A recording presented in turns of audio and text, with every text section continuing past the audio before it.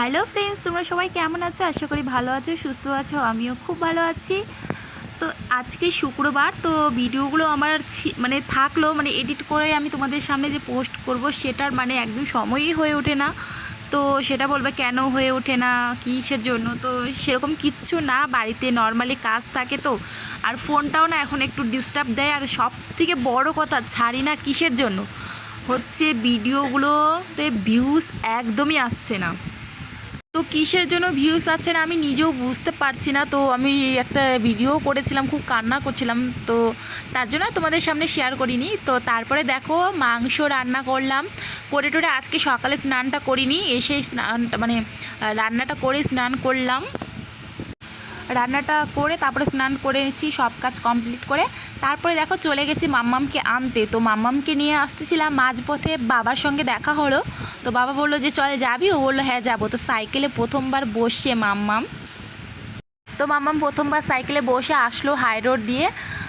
তো ওকে খুব ভালো লাগছে। আর এইদিকে দেখো আইসক্রিম কিনেছি দুটো, একটা মাম্মামের একটা আমার। তো আমি খাচ্ছিলাম, তো একটা দাদু আর কি আমাকে বলছিল, বেশি বয়স না, ইয়ংই আছে সেই দাদুটা। হ্যালো ফ্রেন্ডস, তো দেখো মাম্মামকে নিয়ে চলে আসছি স্কুল থেকে বাড়িতে। আজকে বুধবার, ওর পিটি ক্লাস ছিল আর ড্রয়িং ছিল। আর এই যে চলে আসছে। তো স্নান করে নিয়ে যায়নি, দেখি এখন স্নান করাবো কিনা বুঝতে পারছি না। আর ওয়েদারটা তো ঠান্ডা ঠান্ডা আছে, কিন্তু হেঁটে আসলাম তো ঘেমে গেছিলাম একদম, কি অবস্থা। আর বেড কাভারটা চেঞ্জ করে দিলাম। বৃষ্টি পড়ছে রাত্রেবেলা করে, এত ওই উপর থেকে না বিছানাটার ওইখানটায় বৃষ্টি পড়ে।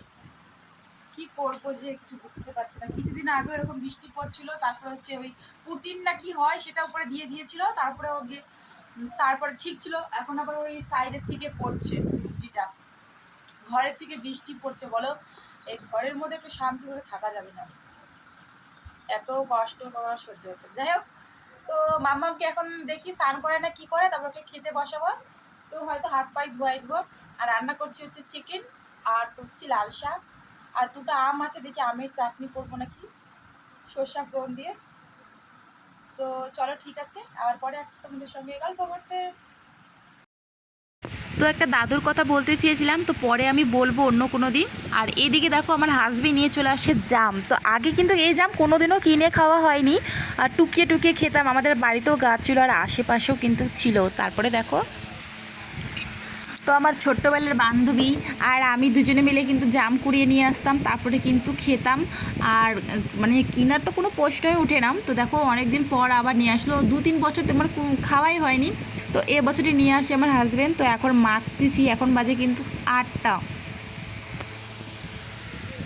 তো মেখেছি হলো লবণ আর একটু তেল দিয়েছি, কাঁচা লঙ্কা দিয়েছি, আর জলজিরাও দিয়েছি, আর লেবুর রস দিয়েছি। খেতে কিন্তু ভালোই লাগছিল। তারপরে হচ্ছে মাম্মামকে বলছি তুমি খাবা, মাম্মাম বলছে খাবে না। তো মাম্মামের জন্য ওর দাদু নিয়ে আসছে সিঙ্গারা আর জিলেপি। তো মাম্মাম এই টিফিনটা করে নিচ্ছে। আমাদের কিন্তু ঘরে টিফিন করা হয় না, সকালে হোক কি সন্ধ্যার দিকে হোক, টিফিন কিন্তু সেরকম একটা করা হয় না।